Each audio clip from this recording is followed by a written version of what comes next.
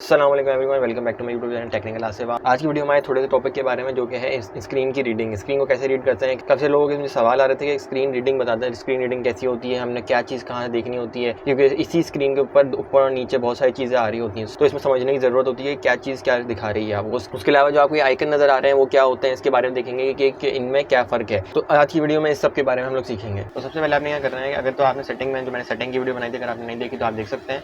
तो उसमें मैंने सेट किया था कि जिस स्क्रीन पे मैं छोड़ूंगा तो उस स्क्रीन पे रहना चाहिए इसको। अभी मैं इस पर 2 दफ़ा टैप करूंगा तो ये इस तरह से फर्स्ट स्क्रीन पे आ गई है। तो अब जूम इन करके देखते हैं। तो अब मैं ये वाला बटन इस्तेमाल करके इसको स्क्रॉल करूंगा और आपको अब जूम इन करके दिखाता हूँ। तो उम्मीद आपको सारे आइकन नजर आ रहे होंगे। अब आप देख सकते हैं यहाँ पे मैं इस पर नीचे क्लिक करूंगा तो यहाँ पे मैंने बीप बंद कर दी है इसकी। तो यहाँ पे आप देख सकते हैं सबसे पहले तो आपने चीज़ देखनी है, यहाँ पे AC लिखा हुआ है, AC यानी कि AC करंट। उसके बाद यहाँ पे ये हमारे पास जो आ रहा है ये आ रहा है 235 और V, ये 235 वोल्ट है जो कि आ रहे हैं हमारे कहाँ से, ग्रिड से, AC के अंदर। अब आप नीचे स्क्रॉल करेंगे, अब देखें AC आ रहा है सेम, और यहाँ पे 49.9 हर्ट्ज आ रहे हैं, यहाँ पे HZ लिखा हुआ है हर्ट्ज। तो इसका मतलब क्या है कि 50 हर्ट्ज आ रहे हैं कहाँ से, ग्रिड से, AC से। तो आपने इसका मतलब अभी नीचे वाली चीज देखें सेम है, नीचे वाली चीज स्क्रॉल नहीं होगी, तो आपने अभी 50 हर्ट्ज हो गया। अब आपने इसको मजीद स्क्रॉल करना है तो आप देख सकते हैं यहाँ पे कि ये 1.5 एम्पेयर यानी कि 1.5 A लिखा हुआ है, 1.5 A लिखा हुआ है और AC अभी भी लिखा हुआ है। तो इसका मतलब क्या है कि पहले वोल्टेज दिखाया, फिर इसने फ्रीक्वेंसी दिखाई, अब ये इसके एम्पेयर दिखा रहा है। तो एम्पेयर कितने आ रहे हैं, 1.5 एम्पेयर आ रहा है इसका। हम लोग ग्रिड से भी 1.5 एम्पेयर इस्तेमाल कर रहे हैं। उसके बाद आप देख सकते हैं यहाँ पे PV आ गया। अब यहाँ पे हमारा जो ये चीज़ है ये चेंज हो गई है, टैग जो है वो चेंज हो गया है। अब यहाँ पे 188V लिखा हुआ है। 188V का मतलब क्या है कि 188 वोल्टेज आ रहे हैं हमारे PV से यानी कि सोलर से। तो अब ये देखें अब टैग चेंज हो चुका है। अब आप आगे जाएंगे तो PV के एम्पेयर देख सकते हैं, PV के एम्पेयर क्या आ रहे हैं, A और 0.5 आ रहे हैं, क्योंकि ये अभी शाम का टाइम हो रहा है और वैसे भी अबर था आज पूरा दिन, तो इस वजह से हमारे पास 180 वोल्ट आ रहे हैं। लेकिन जो लोड है वो अभी मिनिमम है बिल्कुल, तो इसलिए कुछ भी इस पे लोड नहीं चल रहा। मैं आपको आगे दिखाऊंगा तो इस पे लोड बिल्कुल भी नहीं चल रहा, तो इसलिए ये 0.5 बना रहा है एम्पेयर। जब इस पे लोड बढ़ेगा तो एम्पेयर भी बढ़ जाएंगे। तो PV के ये एम्पेयर दिखा रहा है, PV एम्पेयर, ये दो चीजें आपने देखनी होती हैं और फिर इसकी रीडिंग लेनी होती है। अब आप देख सकते हैं यहाँ पे आ रहा है PV और W यानी कि PV के वॉट कितने बना रहा है। अब उसने वोल्टेज और एम्पेयर को मल्टीप्लाई कर दिया है। अब आप देख सकते हैं यहाँ पे कि ये फ्लक्चुएट बहुत कर रहा है, क्योंकि ये अभी इस पे लोड नहीं है तो ये स्टेबल नहीं है, ये जो इन्वर्टर की अपनी कंजम्पशन है वो दिखा रहा है। तो अब यहाँ पे PV के वॉट हमें नजर आ रहे हैं। अब आगे जाते हैं हम। अब आप देख सकते हैं यहाँ पे कि बैटरी प्लस PV दोनों अटैक आए हुए हैं हमारे पास, 3 एम्पेयर की रीडिंग आ रही है। तो इसका मतलब क्या है, इसका मतलब ये है कि PV से बैटरी चार्ज हो रही है और कितने एम्पेयर से चार्ज हो रही है, 3 एम्पेयर से। अब आपको पूछेंगे कि हमने सेटिंग में, तो अगर आपने सेटिंग की वीडियो नहीं देखी तो आप देख सकते हैं जाके, उसमें मैंने कंप्लीट सेटिंग बताई थी। उसमें अब आप पूछेंगे कि जी 3 एम्पेयर क्यों आ रहा है, हमने तो उसमें 20 एम्पेयर सेट करा था, तो वो 20 एम्पेयर हमने लिमिट सेट करी थी। अब जितनी भी वोल्टेज आते रहेंगे और एक्स्ट्रा पावर होगी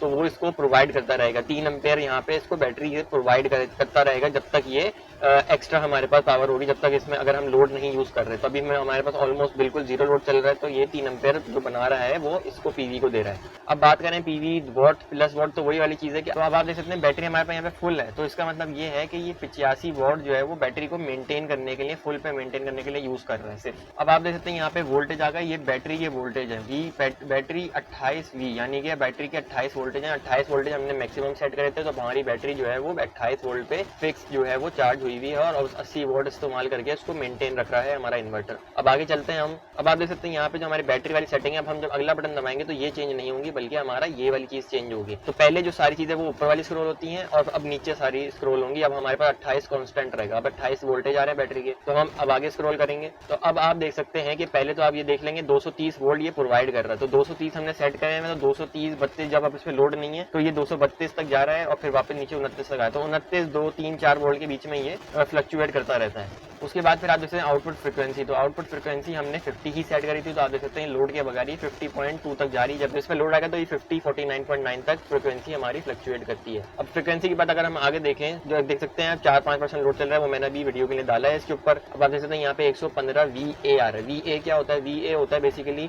एक्टिव लोड कहलाता है, ये वोल्टेज एम्पेयर कहलाता है।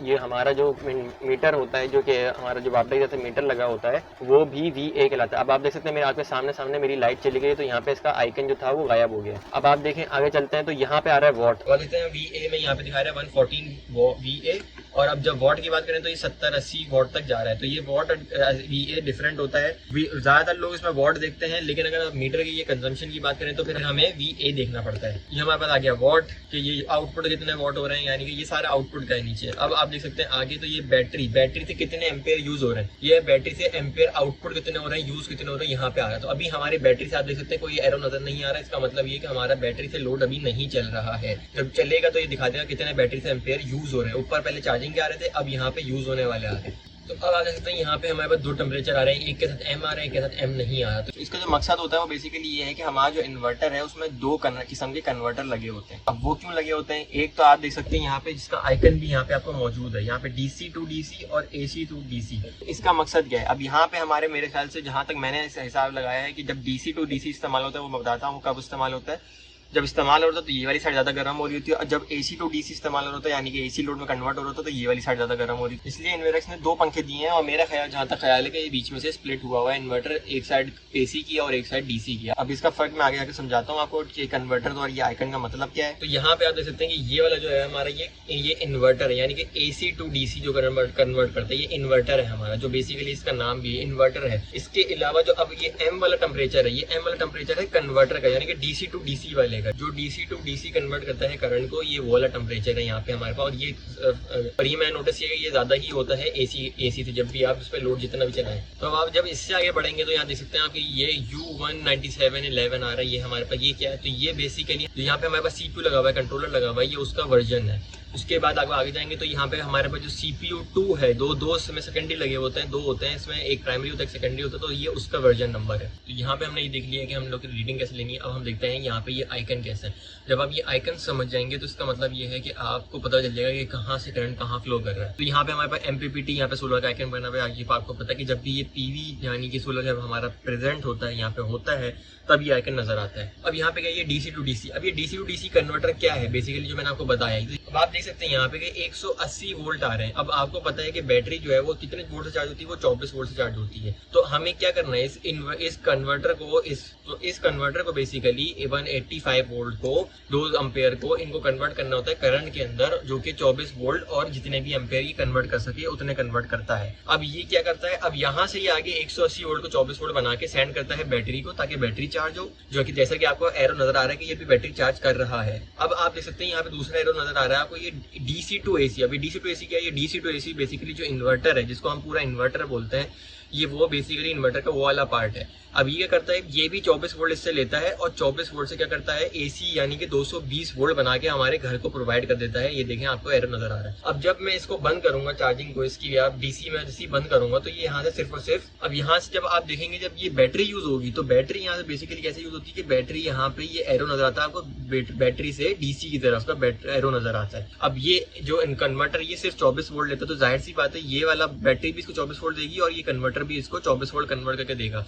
तो ये बेसिकली 180 वोल्ट जितनी भी वोल्ट होंगे इसको ये 24 वोल्ट में बना देगा, और ये 24 वोल्ट को 280 वोल्ट में कन्वर्ट कर देता है। इसके अलावा जो आइकन आपको नजर नहीं आ रहे हैं वो यहाँ पे हमारे पास होता है ग्रिड का, यानी कि वापडा का आइकन, जो आपको अभी कुछ देर पहले नजर आ रहा था। यहाँ पे हमारे पास एक और कन्वर्टर होता है जो कि बेसिकली सेम एग्जैक्टली उल्टा होता है इसका, जो कि DC to AC बना रहा है, वो उसको AC to DC बना के बैटरी को चार्ज करता है। जब आप यूटिलिटी ऑन करेंगे, क्योंकि हमने नहीं करी हुई यहाँ पे, तो यूटिलिटी जब आप ऑन करेंगे तो 220 वोल्ट लेगा, इस वाले कन्वर्टर से 220 वोल्ट को 24 वोल्ट में DC में कन्वर्ट करेगा और फिर बैटरी को चार्ज करेगा, क्योंकि बैटरी हमारी 24 वोल्ट लेती है। यहाँ पे हमारे ग्रिड में होते हैं 220 वोल्ट, तो ये यहाँ पे एक और कन्वर्टर होता है जो कि कन्वर्ट करता है। बेसिकली 3 कन्वर्टर इन्वर्टर के अंदर मौजूद है हमारे। यहाँ पे हमारे पास बहुत सारे आइकन मजीद मौजूद होते हैं जो कि हमारे पास हमें हेल्प करते हैं बताने में। अब यहाँ पे आप देख सकते हैं, यहाँ पे मैंने क्योंकि बीप बंद करी हुई, तो यहाँ पे क्लियरली नजर आ रहा है कि आपने बीप बंद करी हुई है, तो कोई भी फॉल्ट की सूरत में आपको बीप नहीं मिलेगी। तो यहाँ पे उन्होंने आइकन दिखा दिया, तो मैं इसको फौरन ऑन कर दूंगा वीडियो बनाने के बाद ही, मैंने वीडियो की वजह से बंद करी है। अब आपको ये वाली जो जगह दिख रही है, ये वाली जगह आपको यहाँ पे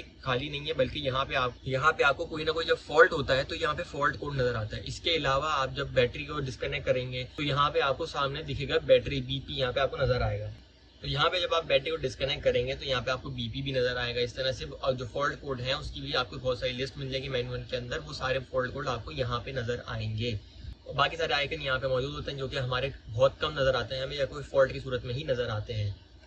उसके अलावा अगर आप बात करें तो यहाँ पे हमारे पास ये स्केल है, यहाँ पे हमारे पास बैटरी को दिखाता है। हर बैटरी का सेल 25% होता है, यानी कि 25, 25, 25 और 25, तो यहाँ पे इस तरह से हमारी डिवाइड होती है।